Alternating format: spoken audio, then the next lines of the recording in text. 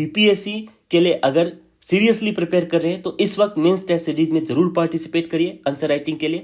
और हिंदी और इंग्लिश दोनों मीडियम में ये है 20 टेस्ट कंडक्ट किए जाएंगे टोटल, जिसमें 8 फुल लेंथ टेस्ट कंडक्ट किए जाएंगे। मॉडल आंसर प्रोवाइड किया जाएगा, आपको वीडियो सेशन भी दिया जाएगा और आंसर सीट का इवैल्यूएशन किया जाएगा नेक्स्ट डे, और फीडबैक इनपुट और मेंटरशिप भी प्रोवाइड किया जाएगा ऑलरेडी सर्विंग ऑफिसर्स और सिलेक्टेड बीपीएससी कैंडिडेट्स के द्वारा, ठीक है। और ये जो subject topic wise answer writing test हो गए, ठीक है, इसका आपका शेड्यूल जो है बता दे रहा हूं। ज्वाइन करने के लिए यहाँ पर नंबर दिया हुआ है 7011019118 और 8789306950। तो इस नंबर पे आप व्हाट्सएप या कॉल कर सकते हैं, और ये नंबर जो सेकेंड वाला है ये व्हाट्सएप का नंबर है, इस पे आप कॉल करके, ठीक है, आप पता कर सकते हैं। 3 नवंबर 2022 से 3 नवंबर 2022 से ये टेस्ट सीरीज शुरू होगा, ठीक है।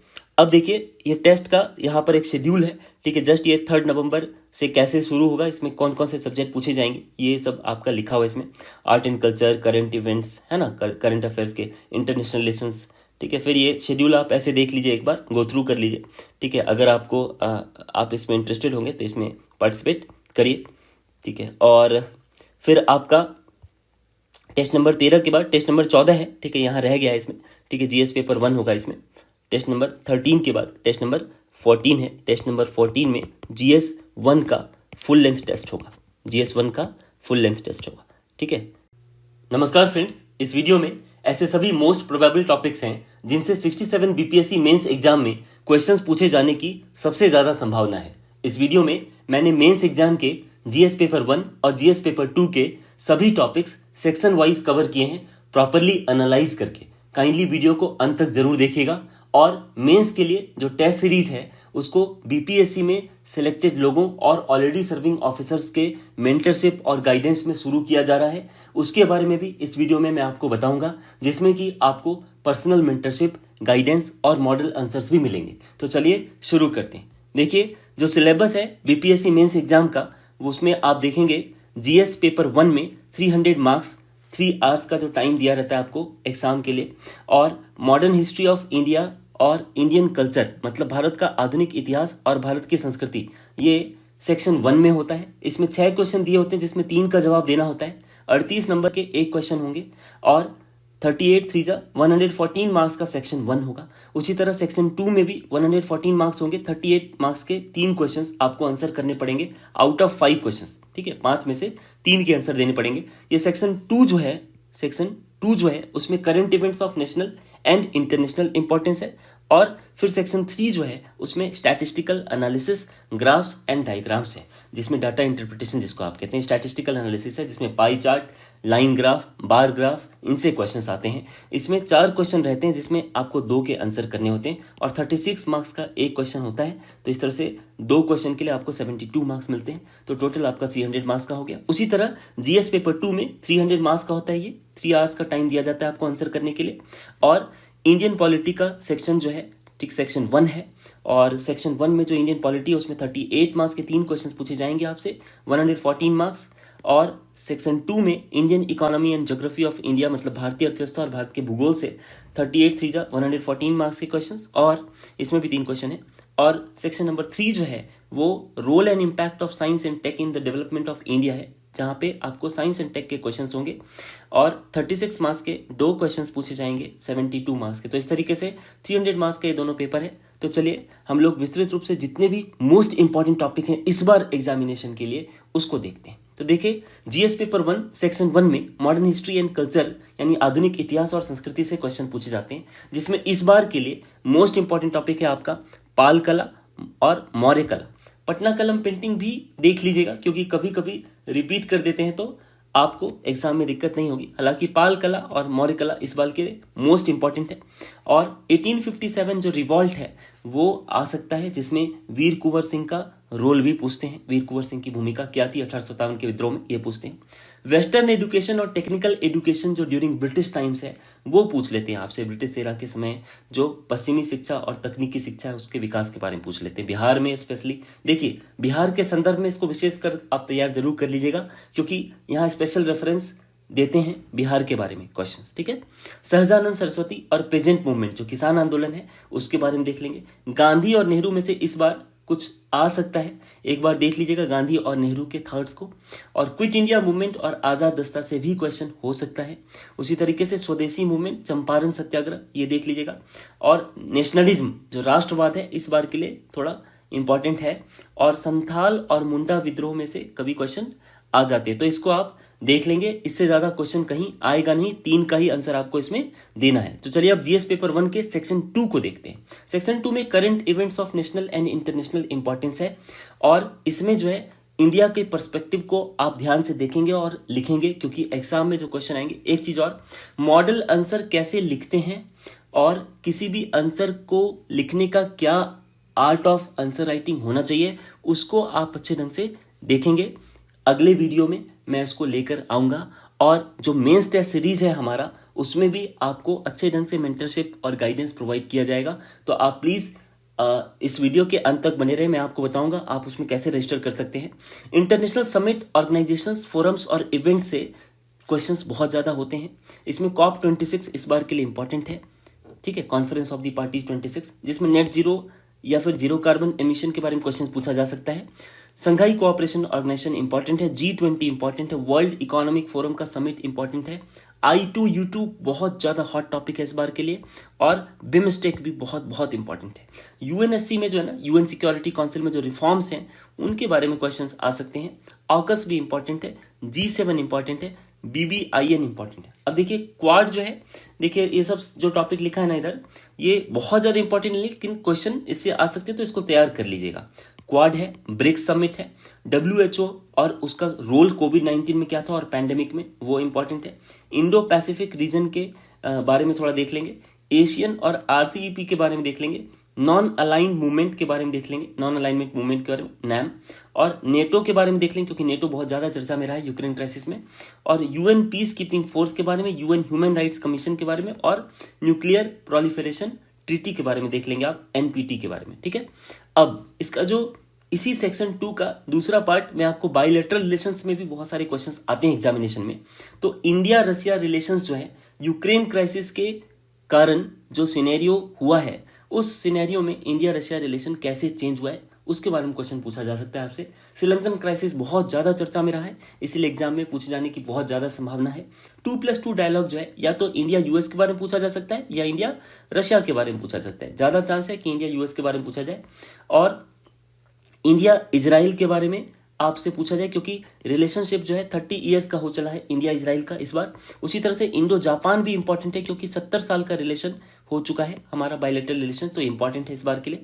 और इंडिया अफगानिस्तान और तालिबान इशू, क्योंकि इंडिया ने रीओपन किया है अपना एम्बेसी तालिबान में, मतलब अफगानिस्तान में, तो इस तरीके से ये इंपॉर्टेंट हो सकता है। इंडिया पाकिस्तान रिलेशन भी देख लीजिएगा, क्योंकि पाकिस्तान में जो है रेजिम चेंज हुआ है, वहां पर अब जो गवर्नमेंट है वो किसी और की हुई, तो जो इंडस वाटर ट्रीटी और इंडिया पाकिस्तान रिलेशन इस बार के लिए इंपॉर्टेंट हो सकता है।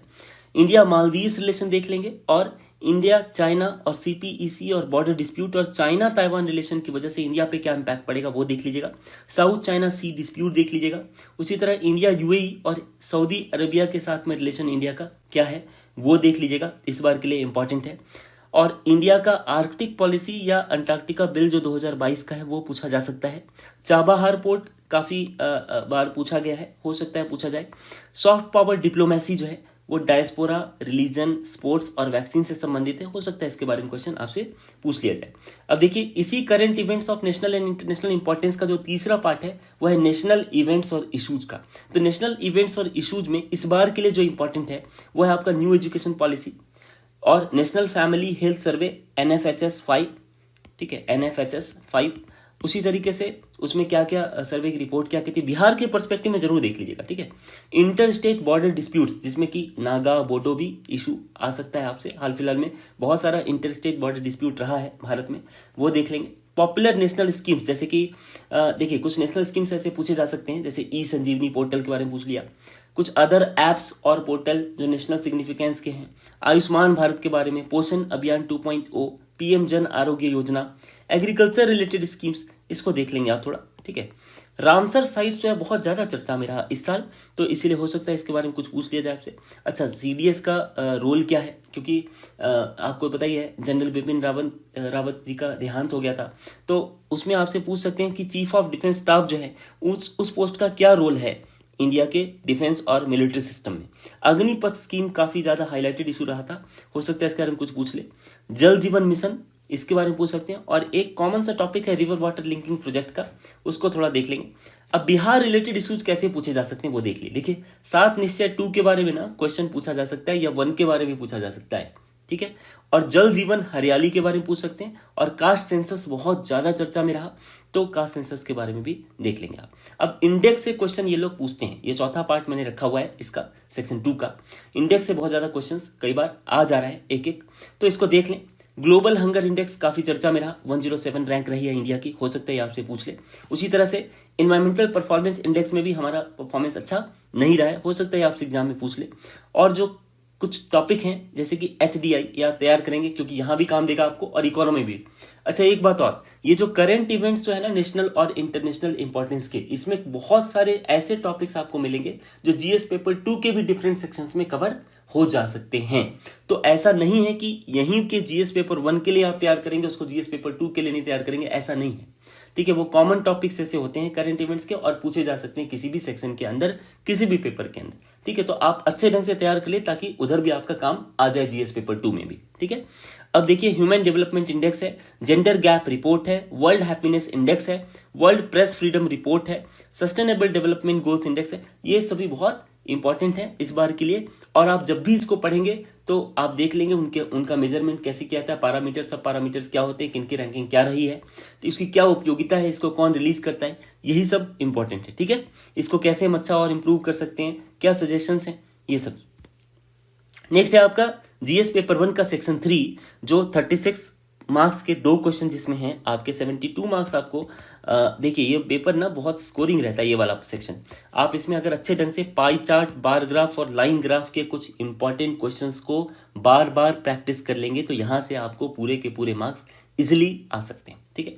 अब देखिए, जीएस पेपर 2 को देखते हैं हम लोग। जीएस पेपर 2 का सेक्शन 1 है इंडियन पॉलिटी का सेक्शन, भारतीय राज्य व्यवस्था का सेक्शन।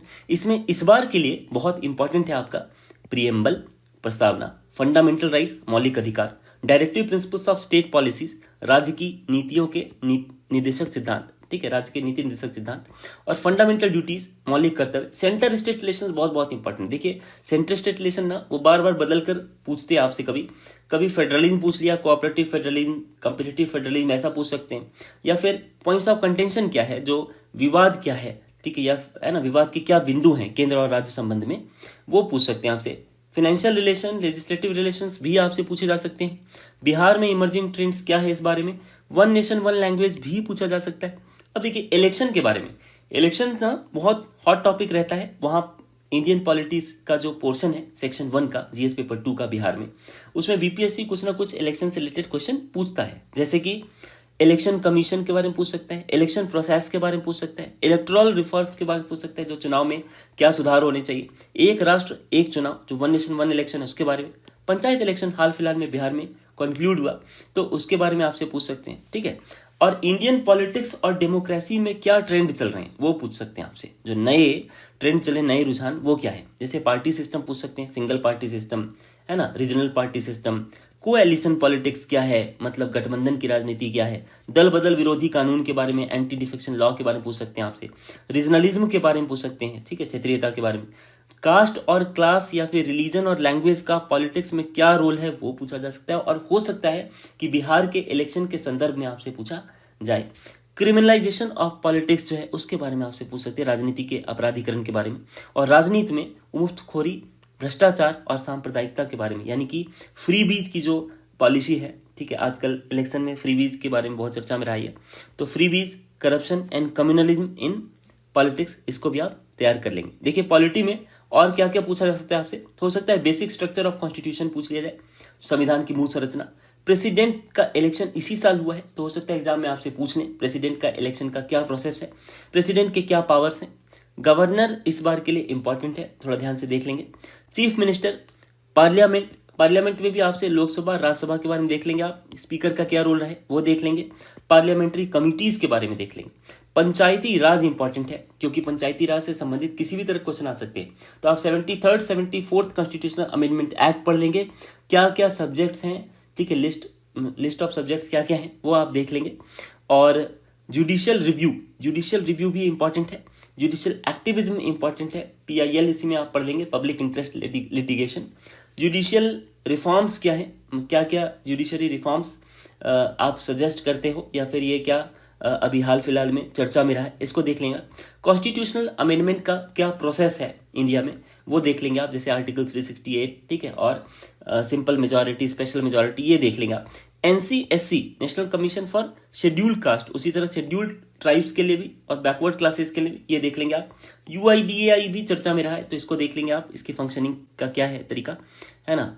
और नेक्स्ट है आपका ई गवर्नेंस भी इंपॉर्टेंट है। देखिए मैंने यहाँ पर इकोनॉमी वाला टॉपिक नहीं लिखा है, हो सकता है वो इकोनॉमी में पूछ लिया जाए, पॉलिटी में, जैसे कि फाइनेंस कमीशन के बारे में, नीति आयोग के बारे में हो सकता है यहाँ भी आपसे पूछ सकते हैं, और नहीं तो इसी GS पेपर 2 के सेक्शन 2 में पूछ सकते हैं आपसे। तो देखिए सेक्शन 2 वो इकोनॉमी एंड ज्योग्राफी को कवर करता है। बेसिकली मैंने जो देखा है पेपर में, ज्योग्राफी का जो क्वेश्चन होता है वो इकोनॉमिक ज्योग्राफी रहता है, मतलब ज्योग्राफी डायरेक्टली कोई सॉइल वगैरह के बारे में जनरली क्वेश्चन नहीं पूछे जाते, इकोनॉमिक ज्योग्राफी के बारे में पूछे जाते हैं, यानी कि इकोनॉमी में कैसे डेवलपमेंट होगा, ठीक है, वो हमको देखना है, ठीक है। अब देखिए चर्चा में रहा है गति शक्ति स्कीम, इस बार के लिए इंपॉर्टेंट है। यूनिकॉर्न कंपनी किसको कहते हैं, हो सकता है इसके बारे में पूछा जाए।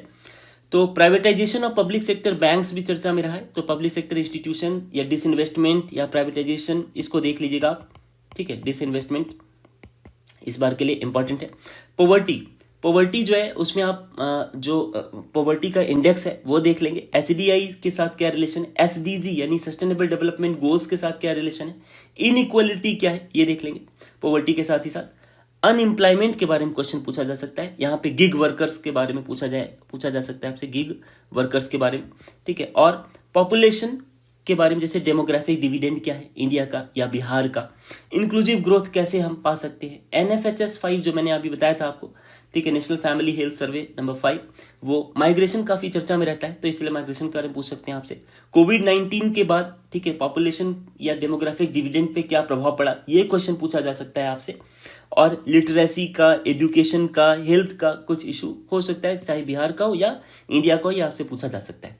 अब इकोनॉमिक प्लानिंग देखते हैं। देखिए नीति आयोग की जो प्लानिंग है वो कैसे होती है, ठीक है, वो आपसे पूछा सकता है। LPG रिफॉर्म जो है 1991 का जो रिफॉर्म्स है वो आपसे पूछा जा सकता है, या पोस्ट LPG रिफॉर्म पूछा जा सकता है आपसे, ठीक है, 1991 की जो आर्थिक नीति है, लिबरलाइजेशन, प्राइवेटाइजेशन और ग्लोबलाइजेशन वाली। और रीजनल प्लानिंग के बारे में क्वेश्चन पूछा जा सकता है आपसे, या सेक्टरल प्लानिंग के बारे में। एग्रीकल्चर से जितने इश्यूज रिलेटेड है ना वो पूछे जा सकते हैं, PM कृषि सिंचाई योजना या फसल बीमा योजना। टेक्नोलॉजिकल यूज क्या है, ठीक है, एग्रीकल्चर में, ये देख लेंगे हम लोग, टेक्नोलॉजिकल यूज। एग्रीकल्चरल मार्केटिंग के बारे में, फूड सिक्योरिटी के बारे में, कैसे फार्मर इनकम डबल हो इसके बारे में, ग्रीन रिवोल्यूशन के बारे में, सब्सिडी के बारे में, MSP के लीगलाइजेशन के बारे में, ग्रीन इकोनॉमी के बारे में। हो सकता है बायोफ्यूल इकोनॉमी भी यहाँ पर आपसे पूछ लिया जाए, या बायो इकोनॉमी भी आपसे पूछ लिया जाए, ठीक है। अब WTO का क्या रोल है, ठीक है, और WTO कैसे प्रभावित करता है भारत के ट्रेड को, ठीक है, या फिर हाल फिलहाल के कुछ इशू रहे तो उसको देख लें। फूड प्रोसेसिंग इंडस्ट्री इंपॉर्टेंट है, उसको बिहार के संदर्भ में भी पढ़ लेंगे आप। एथेनॉल पॉलिसी भी इंपॉर्टेंट है, उसको इंडिया के संदर्भ में भी और बिहार के संदर्भ में भी पढ़ेंगे। मिनरल पॉलिसी नई आई है तो इसको भी देख लेंगे आप। इलेक्ट्रिक व्हीकल्स के बारे में देख लेंगे। 15th फाइनेंस कमीशन की रिपोर्ट को देख लेंगे आप। यहीं पर आप नीति आयोग को भी साथ में देख लेंगे, ठीक है, नीति आयोग को भी देख लेंगे, या तो यहां देख लें या तो यहां इकोनॉमिक प्लानिंग में देख लें। One nation one ration card को देख लेंगे। MSME सेक्टर के बारे में देख लेंगे, क्या इनका कंट्रीब्यूशन है, ठीक है, इकोनॉमिक डेवलपमेंट में। और पोस्ट पैंडेमिक क्राइसिस और यूक्रेन की जो क्राइसिस है उससे कैसे इंडियन इकोनॉमी रिवाइव कर रही है या करेगी, इसके बारे में आप देखेंगे। मॉनसून और वाटर रिसोर्सेज मैनेजमेंट के बारे में देखेंगे। फॉरेस्ट कंजर्वेशन या फिर उसमें ISFR जो थी 2021 की रिपोर्ट, जो फॉरेस्ट रिपोर्ट है वो देख लेंगे आप। और क्रिप्टो करेंसी के बारे में देख लीजिएगा और ईज ऑफ डूइंग बिजनेस के बारे में देख लीजिएगा, ये इंपॉर्टेंट है। देखिए टैक्सेशन सिस्टम ना, GST के 5 साल हो गए पूरे, तो GST के 5 साल पूरे हो गए तो ये भी इंपॉर्टेंट है, थोड़ा ध्यान से इसको देख लीजिएगा। इन्फ्लेशन जो है आजकल बहुत ज्यादा बढ़ रहा है, तो हो सकता है इन्फ्लेशन के बारे में, हालांकि डायरेक्ट क्वेश्चन ऐसे नहीं पूछते, लेकिन फिर भी आप इसको देख लीजिएगा। नेशनल मोनिटाइजेशन पाइपलाइन भी देख लीजिएगा। अब देखिए बिहार रिलेटेड इश्यूज हो सकता है पूछे जाए आपसे, जैसे 7 निश्चय 2 जो है हाल फिलहाल का है, तो इससे आपसे क्वेश्चन पूछे जा सकते हैं, या 7 निश्चय 1 के क्या अचीवमेंट्स रहे ये पूछे जा सकते हैं आपसे। जल जीवन हरियाली के बारे में पूछ सकते हैं। इस बार के बजट में जो 6 मेजर एरिया रहा है बिहार का, वो पूछा जा सकता है आपसे। इकोनॉमिक सर्वे के बारे में थोड़ा बहुत कुछ पॉइंट्स देख लीजिएगा इंपॉर्टेंट, ठीक है, उसका जो जिस्ट है वो तैयार कर लीजिए। क्रॉप्स जो बिहार में है, कौन कौन से फसल है, आत्मनिर्भर बिहार कैसे बनेगा, उसके लिए क्या सरकार के द्वारा इनिशिएटिव लिया गया है। एग्रीकल्चर रोड मैप जो है बिहार का, वो उसके बारे में देख लेंगे। सूखा जो है बिहार में पड़ा है, ठीक है, उसके बारे में देख लेंगे। या फ्लड आता है उसके बारे में पढ़ लेंगे, ठीक है। शुगर केन इंडस्ट्री के बारे में देख लेंगे, क्या पॉलिसी नई आई है। लेदर इंडस्ट्री के बारे में भी उसी तरीके से मैं कहूंगा आपको कि एंटरप्रेन्योरशिप जो है, ठीक है, उसमें वुमेन जो है उनका कैसे ज़्यादा से ज़्यादा योगदान होगा, उसके बारे में देख लीजिएगा, ठीक है। और मेजर चैलेंजेस जो है बिहार के इकोनॉमी के लिए क्या है वो देख लीजिएगा एक बार, ठीक है। लेदर इंडस्ट्री भी इंपॉर्टेंट है। नेक्स्ट है आपका साइंस एंड टेक, ये जीएस पेपर 2 के सेक्शन 3 में है। साइंस एंड टेक, विज्ञान और प्रौद्योगिकी, यहाँ पर बेसिकली साइंस एंड टेक्नोलॉजी का ह्यूमन डेवलपमेंट में या सोसाइटी में क्या कंट्रीब्यूशन है वो इंपॉर्टेंट है, यहाँ पर यही आपसे पूछा जाता है, ठीक है। तो देखिए वन हेल्थ के बारे में देख लेंगे आप। वन हेल्थ क्या है, बहुत ज्यादा चर्चा में रहा इस बार। एनर्जी में सोलर एनर्जी इंपॉर्टेंट है, हाइड्रोजन फ्यूल इंपॉर्टेंट है, क्योंकि हाइड्रोजन फ्यूल का इलेक्ट्रिक व्हीकल्स में यूज हो रहा है, वो आप देख लेंगे। न्यूक्लियर पावर का क्या स्कोप है इंडिया में, या अब तक कहाँ कहाँ न्यूक्लियर पावर प्लांट लगाए गए हैं, ये देख लेंगे आप। National vehicle scrap policy important इस बार के लिए। और एथेनॉल बेस्ड इकोनॉमी इंडिया का भी और बिहार का भी, क्योंकि बिहार पहला स्टेट है इंडिया का जहां एथेनॉल बेस्ड पॉलिसी बनाई गई है, तो इंपॉर्टेंट है इस बार के लिए। क्वांटम टेक्नोलॉजी और कंप्यूटिंग भी काफी चर्चा में रहा है, हो सकता है आपसे पूछा जाए, थोड़ा देख लेंगे आप इसको। उसी तरह आर्टिफिशियल इंटेलिजेंस बहुत हॉट टॉपिक है, आर्टिफिशियल इंटेलिजेंस का क्या यूज है डिफरेंट सेक्टर्स में वो देख लीजिएगा। और आईओटी भी इंपॉर्टेंट है, इंटरनेट ऑफ थिंग, ठीक है। ब्लॉकचेन टेक्नोलॉजी इंपॉर्टेंट है, और क्रिप्टो करेंसी भी इंपॉर्टेंट है, और डिजिटल मुद्रा भी इंपॉर्टेंट है, इसको देख लेंगे। चाहे यहाँ कवर हो जाए ये डिजिटल मुद्रा और क्रिप्टो करेंसी, या फिर इकोनॉमी में कवर हो जाए, लेकिन कहीं ना कहीं पूछा जा सकता है, इसको ध्यान से देख लीजिएगा। फाइबर स्कीम टू होम जो है, ठीक है, जिसके तहत इंटरनेट की सुविधा सबको दिया जाएगा, ठीक है, दी जाएगी पंचायत तक, वो आप इंपॉर्टेंट देख लीजिएगा थोड़ा। डिजिटल रिवोल्यूशन इन एजुकेशन, आपको पता ही है कि कोविड के बाद से ही, ठीक है, लोगों को ऑनलाइन एजुकेशन में, ठीक है, हम लोगों को रिवोल्यूशन देखने को मिला है, तो इसलिए डिजिटल रिवोल्यूशन इन एजुकेशन हो सकता है पूछा जाए। सुपर कंप्यूटर्स का डेवलपमेंट लगातार हो रहा है, आप सुन ही रहे हैं, लगातार आईआईटी और आईआईएससी वगैरह में लगातार इंस्टॉल कर रहे हैं वो लोग सुपर कंप्यूटर को, है ना। तो इसको देख लेंगे आप। डेटा प्रोटेक्शन से रिलेटेड जो बिल है या एक्ट है उसके बारे में देख लेंगे। मेटावर्स और इसकी क्या नीड है वो देख लेंगे। ओटीटी प्लेटफॉर्म काफी चर्चा में है इस वक्त, इसके बारे में देख लेंगे। रेगुलेशंस वगैरह के बारे में भी देख लेंगे।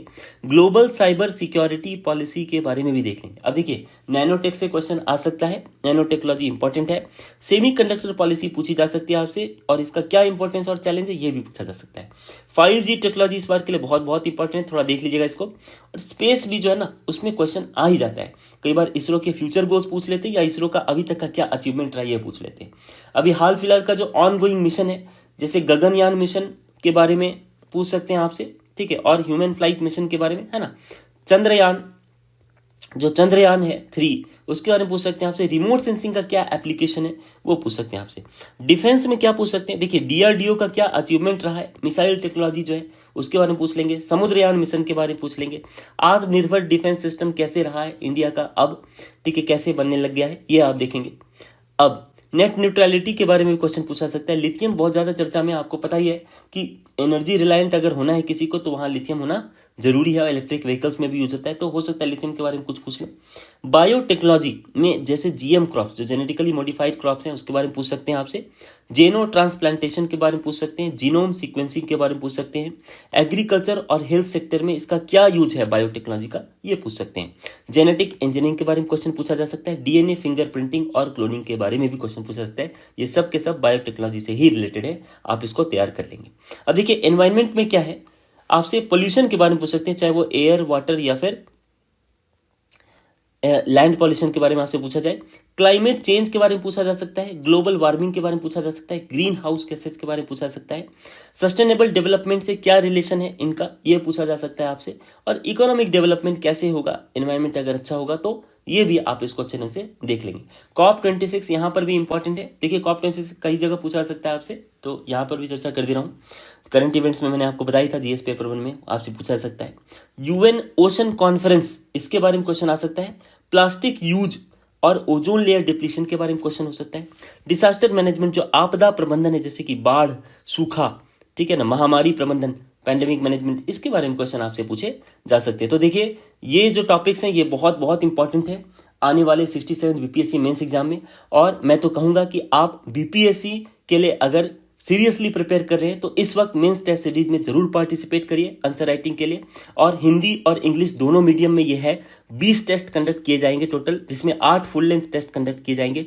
मॉडल आंसर प्रोवाइड किया जाएगा, आपको वीडियो सेशन भी दिया जाएगा और आंसर सीट का इवैल्यूएशन किया जाएगा नेक्स्ट डे, और फीडबैक, इनपुट और मेंटरशिप भी प्रोवाइड किया जाएगा ऑलरेडी सर्विंग ऑफिसर्स और सिलेक्टेड बीपीएससी कैंडिडेट्स के द्वारा, ठीक है। और ये जो subject topic wise answer writing test हो गए, ठीक है, इसका आपका शेड्यूल जो है बता दे रहा हूं। ज्वाइन करने के लिए यहाँ पर नंबर दिया हुआ है 7011019118 और 8789306950।